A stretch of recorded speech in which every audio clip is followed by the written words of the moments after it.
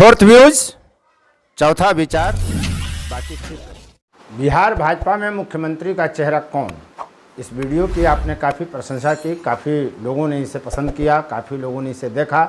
हम अब बात करते हैं इस वीडियो में कि बिहार में भाजपा का प्रदेश अध्यक्ष का चेहरा कौन होगा। जो चेहरे दिख रहे हैं उनकी क्या कमियां हैं और कौन सा नया नाम उछल कर अचानक से सामने आ सकता है। कौन करेगा अध्यक्ष की ताजपोशी? क्या इसमें पार्टी के नियम टूटेंगे, दिखाए जाएंगे कुछ, किए जाएंगे कुछ? सवाल यही है अंत में कि कौन बनेगा भाजपा प्रदेश का अध्यक्ष? कौन होगा वह व्यक्ति जो करेगा महागठबंधन का मुकाबला आने वाले लोकसभा चुनाव 2024 में और फिर उसके बाद 2025 विधानसभा का चुनाव सर पर है। आप देख रहे हैं फोर्थ व्यूज, मैं उपेंद्र कश्यप, नमस्कार। बात करते हैं कि कौन हो सकता है बिहार भाजपा का प्रदेश अध्यक्ष। हम कोशिश करते हैं कि लगातार पार्टी के भीतर, सत्ता के भीतर का जो गलियारा है, जो कॉरिडोर है, उसमें से छन कर जो बातें आ रही हैं उसे हम आपके सामने लाएं, जो अन्यत्र प्लेटफॉर्मों पर शायद उपलब्ध न हो, नयापन हो। डॉक्टर संजय जायसवाल भाजपा के प्रदेश अध्यक्ष हैं और इनका कार्यकाल पूरा हो गया है। दुर्गा पूजा के बाद चर्चा है कि कोई नया प्रदेश अध्यक्ष भाजपा को मिलेगा, तो वो चेहरा कौन होगा? जो नाम सामने आ रहे हैं, पहले हम उसकी चर्चा कर लेते हैं कि बिहार में या उत्तर भारत में प्रायः यह तय जानिए कि जाति के बिना राजनीति नहीं होती। जाति अंतिम सत्य है और जाति के इर्द गिर्द ही चयन, विकल्प, निर्णय घूमते हैं। यही बिहार की राजनीति का अंतिम सत्य है। जी हाँ, राजनीति का अंतिम सत्य जाति है, वही केंद्र बिंदु है। उसी के इर्द गिर्द विचार, विमर्श, निर्णय, विकल्प सब कुछ घूमता है। तो हम बात करते हैं कि बिहार भाजपा का प्रदेश अध्यक्ष कौन होगा। जब वैश्य जा रहा है तो क्या वैश्य आएगा या कुछ और होगा? सत्ता परिवर्तन के बाद बिहार में भाजपा जदयू की जो सरकार थी, जब भाजपा को अलग कर नीतीश कुमार आरजेडी और महागठबंधन के साथ सरकार बनाए, तो भाजपा ने भूमिहार चेहरा विजय सिन्हा को विपक्ष का नेता बनाया और पिछड़ा चेहरा सम्राट चौधरी को बनाया, उनको विधान परिषद के विपक्ष का नेता घोषित किया। तो अब यह स्थिति है कि सवर्ण और पिछड़ी जाति का कोटा बिहार में भाजपा में खत्म हो गया। तो फिर यह तय है कि कौन बनेगा। वैसे भी बिहार भाजपा से जुड़े सवर्ण नेता यह मानकर ही चल रहे हैं कि बिहार भाजपा का प्रदेश अध्यक्ष सवर्ण तो कतई नहीं होगा और पिछड़ा सम्राट चौधरी को आगे किया गया है। अब उनकी जाति के लोग कितना वोट देते हैं, नहीं देते हैं, यह अलग विमर्श का विषय है, जिसे हम इस वीडियो में शामिल नहीं कर रहे हैं। तो दो वर्ग, सवर्ण और पिछड़ा, प्रदेश अध्यक्ष पद के रेस से प्रायः गायब है। लेकिन एक बात तय जानिए कि भाजपा का अंतिम निर्णय क्या होगा, अंतिम क्षण तक पता नहीं चलता, यह भी होता है। फिलहाल यही मानकर चलिए कि सवर्ण और पिछड़ा अध्यक्ष पद से वंचित हुए। बात इसके बाद अब आती है अति पिछड़ा, दलित और वैश्य को साधने की जो कोशिश हो रही है भाजपा की तरफ से बिहार में, उसको कैसे साधा जाएगा? पद एक है, वर्ग 3 है, जातियां अनेक हैं। तो जो नाम आ रहे हैं, प्रदेश महामंत्री संजीव चौरसिया जो हैं, राज्यपाल रहे गंगा प्रसाद के पुत्र, अति पिछड़ी जाति से हैं, पनेरी जाति से हैं, और प्रदेश उपाध्यक्ष विधान पार्षद राजेंद्र गुप्ता भी अति पिछड़ी जाति से हैं।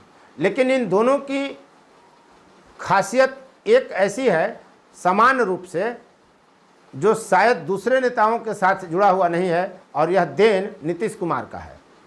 क्यों है यह आप जान लीजिए। संजीव चौरसिया पनेरी जाति के हैं, अति पिछड़ी में आते हैं। राजेंद्र गुप्ता कांदू हैं, अति पिछड़ी में आते हैं। लेकिन साथ साथ ये दोनों अति पिछड़ी जातियां वैश्य समुदाय की हैं, यानी जो वैश्य की 54 जातियाँ उपजातियाँ बिहार में हैं, उनमें ये दोनों जातियाँ शामिल हैं, कांदू भी और पनेरी भी, और दोनों अति पिछड़ी में हैं। नीतीश कुमार का ही देन है कि दोनों अति पिछड़ी जातियों में शामिल हैं। इनके साथ तेली, हलवाई जैसी कई उपजातियां हैं वैश्य समुदाय के, जिसको नीतीश कुमार ने पिछड़ों को बांटने के लिए जब अति पिछड़ा का निर्माण किया था तो उनको अति पिछड़ा जाति में शामिल किया था। इसलिए इन दो नामों के साथ दो वर्ग जुड़े हुए हैं, अति पिछड़ा और वैश्य भी, दोनों वर्ग इसे अपना मानेंगे। तो क्या भाजपा इन दोनों में से किसी एक को प्रदेश अध्यक्ष बनाकर अति पिछड़ा और वैश्य दोनों जातियों को साधने का प्रयास करेगी? इसके अलावा जो नाम चर्चा में है, मुजफ्फरपुर से सांसद अजय निषाद हैं और अररिया से सांसद है प्रदीप सिंह। प्रदीप सिंह का अभी नाम हाल में तब सुर्खियों में आया जब सीमांचल में अमित शाह की रैली हुई, तो इनके श्रम, इनके योगदान को लेकर काफ़ी चर्चा हुई है। तो क्या ये दोनों भी प्रदेश अध्यक्ष बन सकते हैं? दोनों अति पिछड़ी जाति से हैं लेकिन वैश्य नहीं है। तो इस नतीजे से, दो वर्ग को साधने के नतीजे से यदि देखेंगे तो संजीव चौरसिया और राजेंद्र गुप्ता थोड़ा भारी पड़ेंगे। अब हम बात कर लेते हैं अनुसूचित जाति के। बिहार में अनुसूचित जाति से लेकर दो नाम सामने आ रहे हैं, पूर्व मंत्री जनक राम और केंद्रीय पूर्व मंत्री संजय पासवान। कभी संजय पासवान का कद काफ़ी बड़ा हुआ करता था, 2014 के बाद कद में कमी आई। दोनों की दो विशेषताएं हैं। पूर्व मंत्री जनक राम को यदि भाजपा प्रदेश अध्यक्ष के लिए नामित करती है, घोषित करती है, तो इनका विरोध नहीं होगा, क्योंकि प्रायः सभी लोग इनको अपने अनुकूल मानते हैं। लेकिन संजय पासवान के साथ ऐसा नहीं है। वे विद्वान हैं, लेखक हैं और अच्छे वक्ता हैं, दबंगता के साथ अपनी बात पूरी आस्था, विश्वास, भरोसे के साथ रखने में सक्षम हैं और इनको सब कोई अपने अनुकूल नहीं मानता। तो इनके नाम पर आपत्तियां दर्ज करने वालों की भी कमी नहीं है। तो देखना यह होगा कि भाजपा किसे प्रदेश अध्यक्ष बनाती है। एक और नाम जो अचानक से सामने आ सकता है, बृजकिशोर बिंद का। वो पूर्व मंत्री रहे हैं और उनकी भी नाम की चर्चा है, वो प्रयासरत हैं। तो क्या वो बनेंगे? इन तमाम नामों के बाद भाजपा के लोग क्या सोचते हैं? उनकी सोच ये है कि यदि भाजपा जो कह रही है कि महागठबंधन का मुकाबला करने वाला नेता चाहिए, नीतीश कुमार और लालू यादव, तेजस्वी यादव का मुकाबला करने वाला नेता चाहिए, तो वह तलाश घूर फिर कर सुशील मोदी पे ही खत्म होती है, क्योंकि सेकंड लाइन इनके यहाँ भाजपा में ऐसा कोई कद्दावर नहीं है जो इन दोनों का मुकाबला कर सके। तथ्य के साथ और पूरी आत्मविश्वास, दबंगता के साथ यदि बात करने में कोई सक्षम दिखता है बिहार में भाजपा में, तो सुशील मोदी हैं। सुशील मोदी ने अपना व्यक्तित्व खुद से बढ़ा और आगे बढ़े हैं। लेकिन इनके साथ जो समस्या है वो दो है। सुशील मोदी के नाम पर क्यों सहमति नहीं बनेगी, इसके पीछे दो वजह हैं। पहली वजह यह है कि इन पर यह आरोप है कि बिहार में नीतीश कुमार को प्रतिष्ठापित करने में इनका बड़ा योगदान है। इन्होंने अपनी योजनाएं लाई, बिहार के विकास के लिए अच्छा काम किया, लेकिन इसका सारा श्रेय चला गया नीतीश कुमार को, जबकि उप मुख्यमंत्री ये थे, वित्त मंत्री ये थे और विकास के काम इन्होंने ही किया।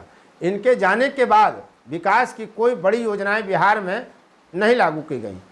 तो इस कारण भाजपा का एक खेमा इनसे नाराज है कि इन्होंने, सुशील मोदी ने नीतीश कुमार को प्रतिष्ठापित किया। स्थापित मैं नहीं कह रहा, प्रतिष्ठापित करने में बड़ी भूमिका निभाई। दूसरी बात यह भी है कि ये नीतीश कुमार को पीएम मटेरियल बताते रहे हैं, तो इससे भी नरेंद्र मोदी और अमित शाह असहज रहे हैं, ये इनको पसंद नहीं करते।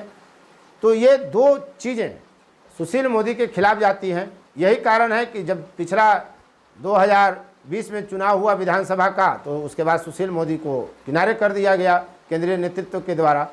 लेकिन भाजपा में एक अंतिम सत्य यह है कि यहाँ निर्णय ऊपर से होता है। प्रदेश अध्यक्ष के लिए राष्ट्रीय अध्यक्ष की भूमिका बड़ी होती है, लेकिन जो भाजपा सूत्रों का कहना है कि निर्णय लेना राष्ट्रीय अध्यक्ष जेपी नड्डा के वश में नहीं है। इनके अधिकार से यह मामला बाहर चला गया है और अंतिम निर्णय अंतिम क्षण में नरेंद्र मोदी और अमित शाह की जोड़ी करेगी। यदि वास्तव में भाजपा गंभीर है कि यहाँ नीतीश कुमार लालू यादव की टीम का मुकाबला भाजपा करे, खड़ा रहे मुकाबले में, तो भाजपाइयों का कहना यह है कि सुशील मोदी को ही सामने लाना होगा। लेकिन जब सुशील मोदी आएंगे तो एक और खतरा बढ़ेगा। वह खतरा यह है कि प्रदेश भाजपा पर पूरी पकड़ करने में यदि कोई नेता सक्षम है, जितने नाम आए तो उसमें सुशील मोदी हैं, तो सुशील मोदी फिर पार्टी के सिरमौर हो जाएंगे। यदि वे अध्यक्ष बनते हैं तो पार्टी पे उनकी ज़बरदस्त पकड़ होगी। यदि यह स्वीकार्य करता है केंद्रीय नेतृत्व तो संभव है सुशील मोदी भाजपा के नए प्रदेश अध्यक्ष दुर्गा पूजा के बाद बने, अन्यथा कोई भी बन सकता है। तो हम इंतज़ार करते हैं कि भाजपा का अगला प्रदेश अध्यक्ष कौन बनता है, कब बनता है और कौन बनाता है। बनाने के लिए तो बात यही आएगी कि जेपी नड्डा ने बनाया, लेकिन बातों में बहुत सारी बातें ऐसी आ जाती हैं जो छुपाई जाती है। वह बात भी खुलकर समय के साथ धीरे धीरे बाहर आ जाती है। तो हम इंतज़ार करते हैं कि भाजपा का प्रदेश अध्यक्ष कौन होगा, कब होगा, किसके द्वारा बनाया जाएगा। धन्यवाद अब तक इस वीडियो में बने रहने के लिए। यदि चैनल को आपने अभी तक सब्सक्राइब नहीं किया है, नए हैं इस प्लेटफॉर्म पर, तो चैनल को सब्सक्राइब कर लें, शेयर लाइक कमेंट जरूर करें। फोर्थ व्यूज, चौथा विचार।